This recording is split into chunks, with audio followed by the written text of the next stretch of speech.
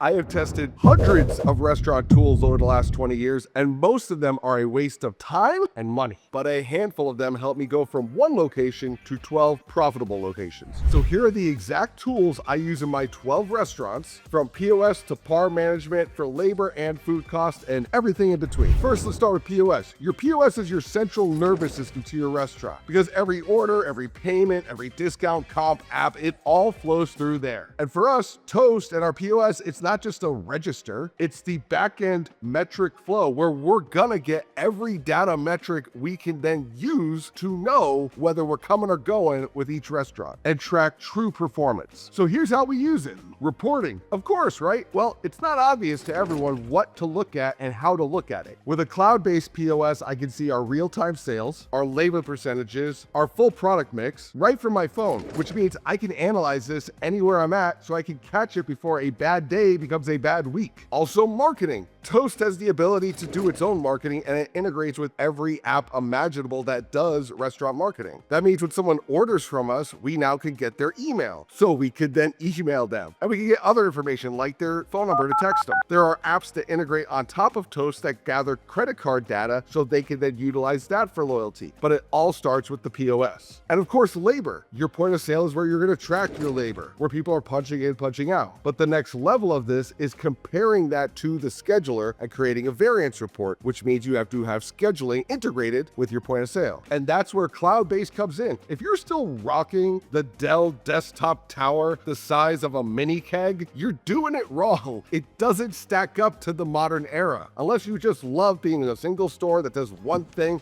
How much? 69 cents.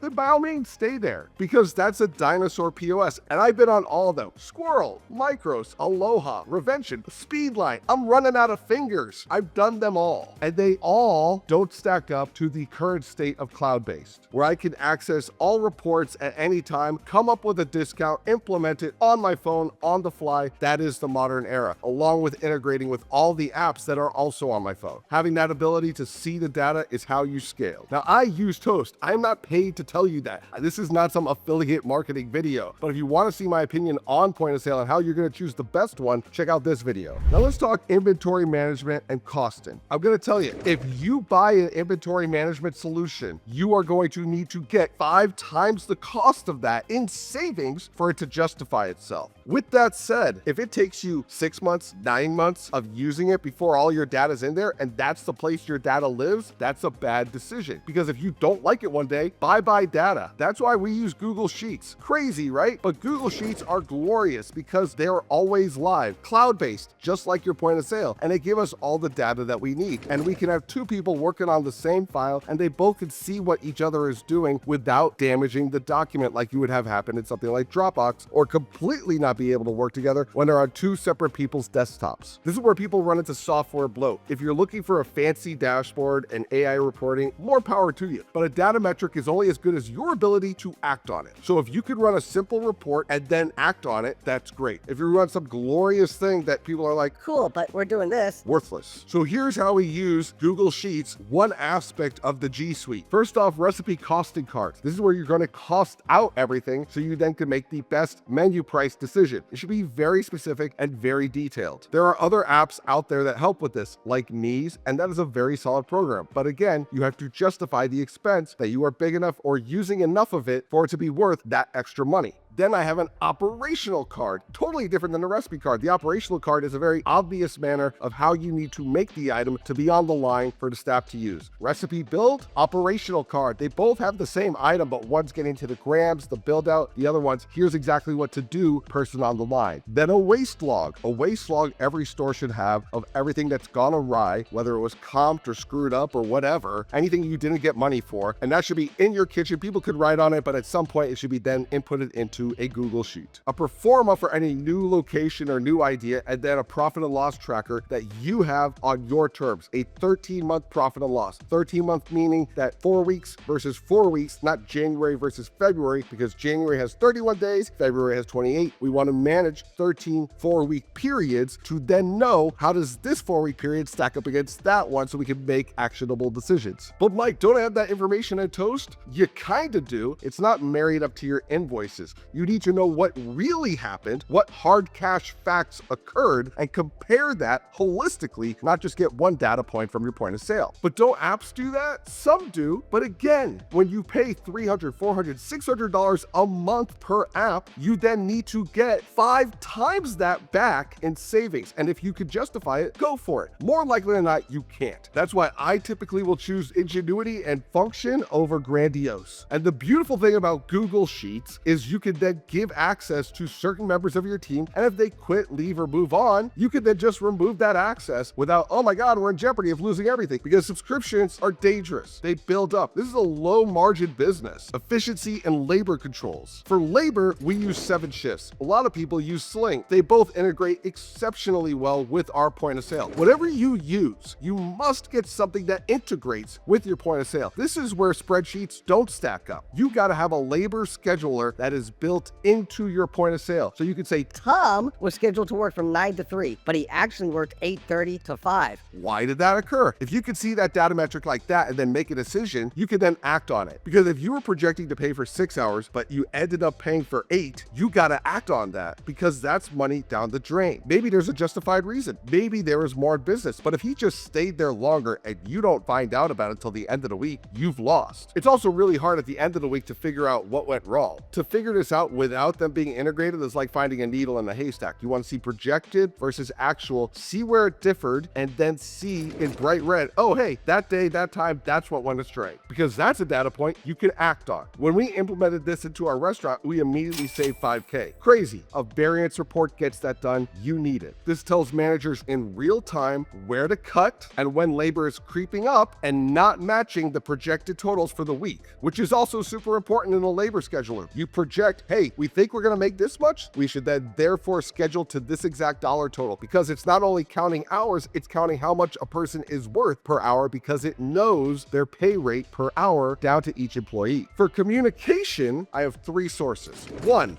WhatsApp. All the managers are in WhatsApp. Why? Everyone has a phone. Everyone can access the messages from WhatsApp, and it's free. Then to all employees, the best way to notify them of a mass notification is 7 shifts. In our scheduler, whichever one you have as well, you can do that. We could say, hey, there was an emergency. This came in very helpful during COVID for us to say, guys, this is what we're doing. And we knew every single employee got the message because it's the place that they see their schedule, which is the place they need to access. So whether it was from email, text, or in the app, whatever they choose, we know they saw it. And then last but not least, for top level managers, for inter-leadership, there's email. Again, G Suite, Google, they figured it out. Let it work with and for you. Now, other tools that you could be using are Slack and Asana. This is a communication portal and then a task manager. I am not advising the average restaurant to use Slack and Asana. Slack is a robust communication tool. It also costs every employee to be in the mix. Same thing for Asana. These are high-level tools that you'll see a lot of businesses use. If you have an issue with high-level staff doing what they need to do by a certain date, I highly suggest Asana. If you have so many portals and you want to turn off your communication at a certain time of day, Slack is great. But again, these come with a cost and they are not entry-level programs. And if I just blew your mind with all those apps and you're like, I don't even know where to start, I get it. If you want to know what should be tailored to your business, book a free restaurant review call where we will talk about the communication platforms you use and come up with a 90-day plan to get you to your goals, communication being part of it, but everything in your business. And we're going to deep dive on your brand and find where we can make you money today, whether or not you use Unsliced. So let's talk marketing. Marketing tech has exploded. There is no shortage of options, but let's focus on what actually drives sales and retention. In the email game, if you have email built into your point of sale, that's a great option because it'll directly tell you how much revenue you got per every email. Now you can also get email with, let's say, Constant Contact or MailChimp, and these are great email programs, but they don't integrate with point of sale. But I'll tell you the best one that does, recently, Klaviyo now integrates with Toast. Boom, crazy. Klaviyo is the thing you see whenever you get a pop-up on TikTok or Instagram, where it's like, hey, sign up for this, and then you get t-shirt emails nonstop. That's Klaviyo tied with Shopify. Well, Klaviyo now ties in with Toast. That is an incredible change for our business because now you can take buying behavior from Toast and integrate into your email system. Toast even recommends people do Klaviyo if you are doing high-level email marketing. This is very powerful for sending specialized segmented emails and text messages based upon buying behavior. So instead of just broadcast emails, you could do nurture sequence emails directly tied to what someone purchased. If they love salad, send them a healthy email sequence. That's possible with Klaviyo. You want to send them an email about every single item on your menu over the next 45 days? Probably too many emails, but you could do that with Klaviyo. Also, when it comes to marketing, there are no shortage of loyalty apps. Here's my take on